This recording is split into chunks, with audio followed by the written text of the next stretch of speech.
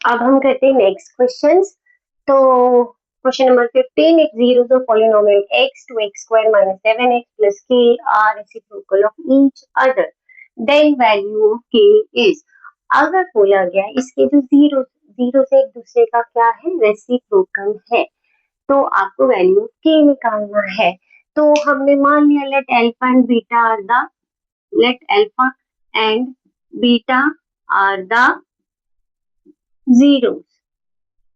ठीक है, अब क्वेश्चन क्या बोल रहा है, अब जीरोस जो है वो एक दूसरे के क्या है, are reciprocal of each other. According to question जो हमने बीटा ले लिया, आपको वो मान लिया कि दैट इज इक्वल टू 1/अल्फा। तो दो जीरोस क्या बन गई, अल्फा एंड 1/अल्फा बन गए।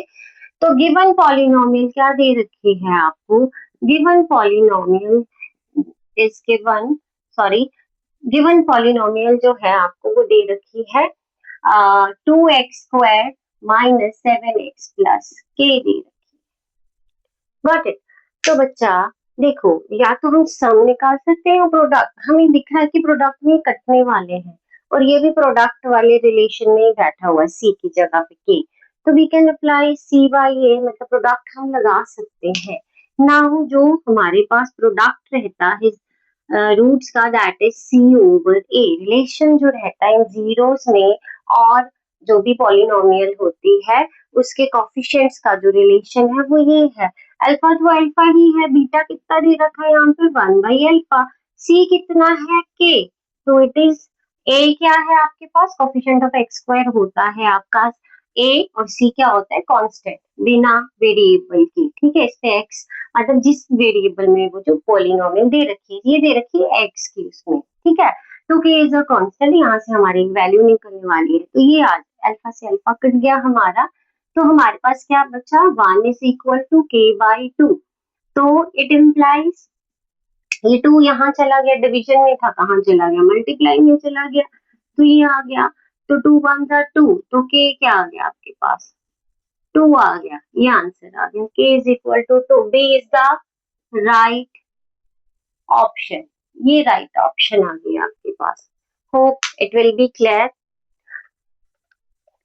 अब हम आते हैं क्वेश्चन नंबर 16।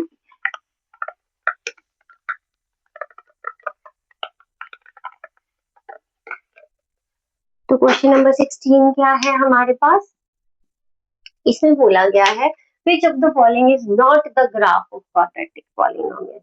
इनमें से जो 4 ग्राफ्स आपको दे रखे हैं, इसमें से पूछा गया है कौन सा ग्राफ जो है वो क्वाड्रेटिक पॉलिनोमियल का नहीं है। तो बच्चा क्वाड्रेटिक देखो, क्वाड्रेटिक पॉलिनोमियल में आपकी कितनी जीरोस रहती है, एटमोस्ट 2 जीरोस रहती है। तो आपको चेक क्या करना होता है आपको कि वो ये एक्स एक्सिस के अकॉर्डिंग आपकी कितने पॉइंट्स पर इंटरसेक्ट करिए, एटमोस्ट 2 पे करना चाहिए, उससे ज्यादा नहीं कर सकता वो इंटरसेक्ट। कम हो सकता है, 1 भी हो सकता है, 0 भी हो सकता है। तो देखो यहाँ पर तो वो इंटरसेक्ट ही नहीं कर रहा है, ठीक है, यहाँ पर भी नहीं कर रहा है, यहाँ पर 2 पॉइंट्स पे इंटरसेक्ट कर रहा है, लेकिन यहाँ पर देखो आप 3 पॉइंट पे इंटरसेक्ट कर रहा है, तो ये नहीं होगा, डी नहीं होगा। ठीक है, D is the right option because graph of a quadratic